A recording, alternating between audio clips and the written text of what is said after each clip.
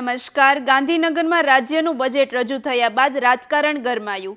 આમ આદમી પાર્ટીના ધારાસભ્ય હેમંત ખવાએ અનોખા અંદાજમાં સરકાર સામે વિરોધ નોંધાવ્યો। તેઓ ટ્રેક્ટર પર સવાર થઈ વિધાનસભા પહોંચ્યા અને ખેડૂતોના મુદ્દે પ્રતિકારાત્મક પ્રદર્શન કર્યું। હેમંત ખવાએ આક્ષેપ કર્યો કે બજેટમાં શહેર વિકાસ માટે મોટી જોગવાઈ કરવામાં આવી, જ્યારે ગામડા અને ખેડૂતો માટે પૂરતી ફાળવણી કરવામાં આવી નથી। હું ખેડૂત પુત્ર છું, આતંકવાદી નથી। આ ટ્રેક્ટર છે, ટેન્ક નથી, એમ કહી તેમણે ખેડૂતોના પ્રશ્નોને પ્રાથમિકતા આપવા માંગ કરી। ટ્રેક્ટર સાથે વિધાનસભા પ્રવેશની મંજૂરી ન હોવાથી સુરક્ષા કર્મચારીઓએ તેમને ગેટ નંબર 1 પર જ અટકાવ્યા, જેને કારણે થોડો સમય ગહમાગહમીનો માહોલ સર્જાયો। વિધાનસભા બહાર આપના કાર્યકરો દ્વારા સરકાર વિરોધી સૂત્રોચ્ચાર પણ કરવામાં આવ્યા। હવે સરકાર તરફથી આ મુદ્દે શું પ્રતિક્રિયા આવે છે તે જોવાનું રહ્યું। વધુ સમાચાર માટે જોડાયેલા રહો આરપી ગુજરાત ન્યૂઝ રાજકોટ। ગઈકાલે વિધાનસભા ગૃહમાં આદરણીય નાણામંત્રી શ્રી દ્વારા એક બજેટ રજૂ કરવામાં આવ્યું। આ બજેટની પરંપરા મુજબ ગઈકાલે પણ ગામડાઓને અને ખેડૂતોને ખૂબ જ અન્યાય કરવામાં આવ્યો। આપ સૌ જોઈ શકો છો કે શહેરોને 33,000 કરોડ રૂપિયાની ફાળવણી, એની સામે ગામડાને માત્ર 14,000 કરોડ રૂપિયાની ફાળવણી કરવામાં આવી। ગઈકાલે આદરણીય નાણામંત્રીશ્રીએ વાત કરી કે 48% લોકો શહેરોમાં રહે છે, તો 48%ને 33,000 કરોડ અને 52%ને 14,000 કરોડની ફાળવણી છે એ અયોગ્ય અને અન્યાયી છે। એના માટે થઈ અને ગામડાનો અવાજ વિધાનસભામાં પહોંચે એના માટે આજે ટ્રેક્ટર દ્વારા હું વિધાનસભામાં આવ્યો, પરંતુ ક્યાંક ને ક્યાંક સરકારને ટ્રેક્ટરમાં ટેન્ક દેખાણી હોય એમ અમને વિધાનસભાના ગેટ ઉપર જ રોકી દેવામાં આવ્યા। ત્યારબાદ પગપાળા ચાલીને અમે અમારી વાત રજૂ કરવા માટે વિધાનસભાએ પહોંચ્યા છીએ। આદરણીય કેશુબાપાના નિધન પછી પ્રથમ વખત ગામડાની કોઈ યોજના ગઈકાલના બજેટમાં જાહેર થઈ, પરંતુ આપણી કમનસીબી કે મુખ્યમંત્રી નિર્મળ ગ્રામ યોજનામાં માત્ર 650 કરોડ રૂપિયાની 18,000 ગામડાઓને માત્ર 650 કરોડ રૂપિયા ખૂબ જ ઓછી ફાળવણી છે એ કાલના બજેટમાં જાહેરાત કરવામાં આવી। અગાઉ પણ મારા દ્વારા મહાત્મા ગાંધી ગ્રામીણ વિકાસ વર્ષ તરીકે ઉજવવામાં આવે અને ગામડાઓને પ્રાથમિક સુવિધાઓ મળે એ અંગે માનનીય મુખ્યમંત્રીશ્રીને રજૂઆત કરવામાં આવી હતી, પરંતુ ખાલી 650 કરોડની ફાળવણી ખૂબ ઓછી છે। એની સામે મુખ્યમંત્રી શહેરી વિકાસ યોજનામાં ગઈકાલના બજેટમાં 16,116 કરોડ રૂપિયાની ફાળવણી કરી અને ખૂબ જ વધુ બજેટ ફાળવવામાં આવ્યું છે।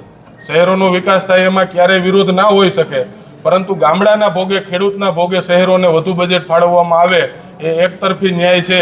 તો આ અંગે સરકારનું ધ્યાન દોરવા માટે આજે અમે વિધાનસભામાં પણ રજૂઆત કરશું। એવી જ રીતે ખેડૂતોને પણ આ બજેટમાં ખૂબ મોટો અન્યાય થયો છે। એગ્રો પ્રોસેસિંગ યુનિટ સ્થાપવામાં સહાય આપવા માટે આ 4 લાખ કરોડના બજેટમાં ખેડૂતોને ભાગે માત્ર 16 કરોડ રૂપિયાની ફાળવણી ગઈકાલના બજેટમાં કરવામાં આવી।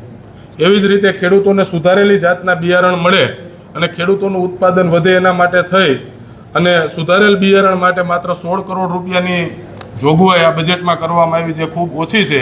એની સામે ટેક્સટાઇલ ઉદ્યોગને, એકમાત્ર ટેક્સટાઇલ ઉદ્યોગને 2755 કરોડ રૂપિયાની ફાળવણી આ બજેટમાં કરવામાં આવી છે।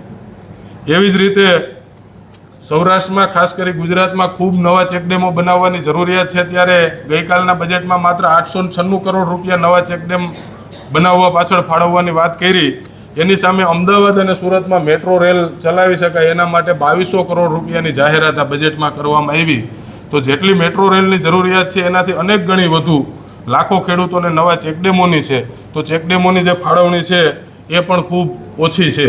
સૌરાષ્ટ્રમાંથી 54 સીટોમાંથી 50 સીટોમાં ભારતીય જનતા પાર્ટીના ધારાસભ્યો છે, એ 50 પૈકીના 8 જણા મંત્રી છે, ત્યારે કાલે સૌની યોજનાને માત્ર 473 કરોડ રૂપિયાની જોગવાઈ કરવામાં આવી।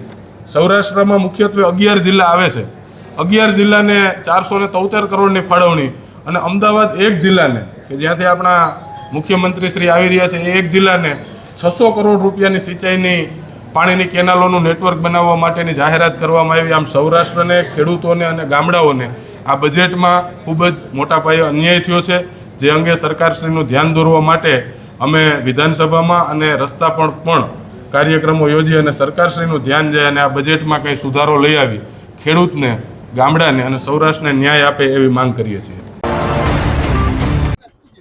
કાંઈ નથી, અરે વિધાનસભામાં જાય, અરે પણ આ ટ્રેક્ટર છે, ટેન્ક થોડી છે। અને હું ખેડૂત છું, કઈ આતંકવાદી થોડો છું તમે મને રોકો છો? હું તમને મારું એમએલએ નું કાર્ડ બતાવું.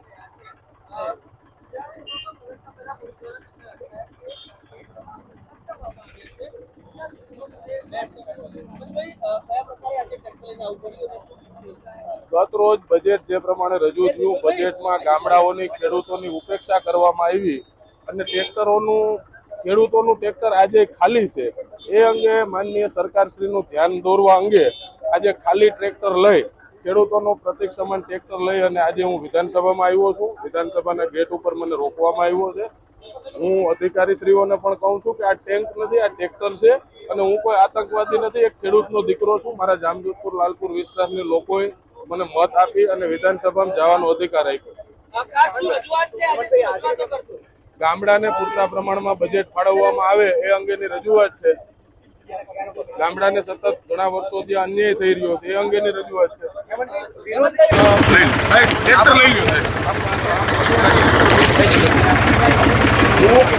અમારી રજૂઆત સરકાર અધિકારી કર્મચારીઓ સામે નથી, એટલા માટે થઈ અને તમારી ફરજનો ભાગ સમજીને, કારણ કે વિરોધ કરી અને અમારે હાઇલાઇટ નથી મેળવવું, અમારે ધ્યાન દોરવું છે કે આજે ખેડૂતોનું ટ્રેક્ટર ખાલી છે, એટલા માટે થઈ અને અમે ચાલીને વહી જાઉં. તમારી રિસ્પેક્ટ રાખીને આને ગાડી મૂકી દો, મારી ગાડીમાં લઈ લો.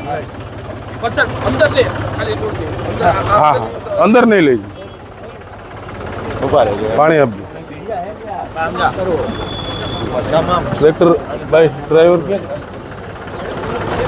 ડ્રાઈવર ક્યાં ટ્રેક્ટરના? રાખો ને 2 મિનિટ રાખો.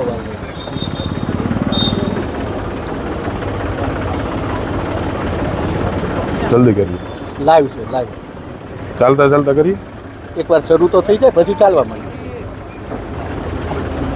ભાઈ ટ્રેક્ટર લેવડાવી લ્યો આમાં.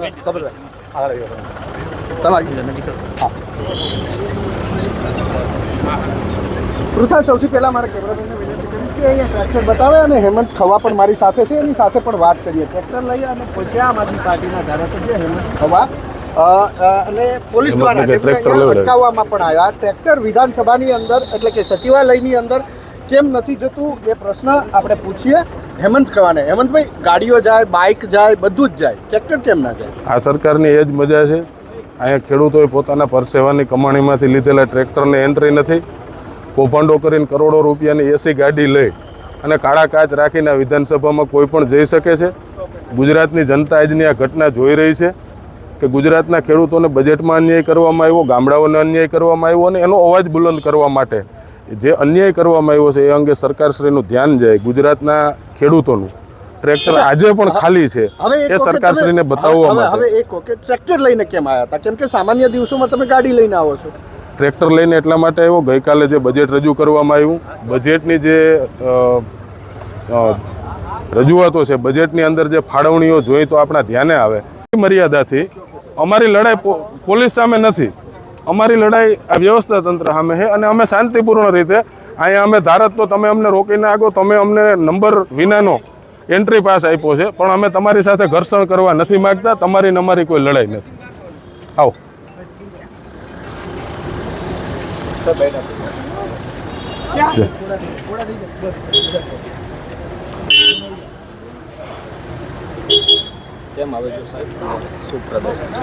આજે ગુજરાતના ગામડાઓને અને ખેડૂતોને જે બજેટમાં અન્યાય કરવામાં આવ્યો છે એ અંગે સરકારશ્રીનું ધ્યાન દોરવા માટે ટ્રેક્ટર લઈને, અને એ પણ ખેડૂતોનું આત્મસન્માનનું પ્રતીક કહી શકાય, કારણ કે અને એ ટ્રેક્ટર પણ ખાલી છે કે ગુજરાતના ખેડૂતોનું ટ્રેક્ટર આજે પણ ખાલી છે. એ સરકારને બતાવવા માટે ટ્રેક્ટર લઈને વિધાનસભામાં પ્રવેશ કરવાનું આયોજન હતું, પરંતુ સરકારને ક્યાંક ને ક્યાંક હવે ટ્રેક્ટરમાં ટેન્કો દેખાવા માંડી છે અને ખેડૂત એને આતંકવાદી લાગવા માંડ્યા છે. ત્યારે અમને ગેટ ઉપર જ રોકી દેવામાં આવ્યા અને ત્યાંથી અમે પગપાળા ચાલીને જે ગામડાઓને અને ખેડૂતોને અન્યાય થયો છે એનો અવાજ બુલંદ કરવા વિધાનસભા તરફ જઈ રહ્યા છીએ.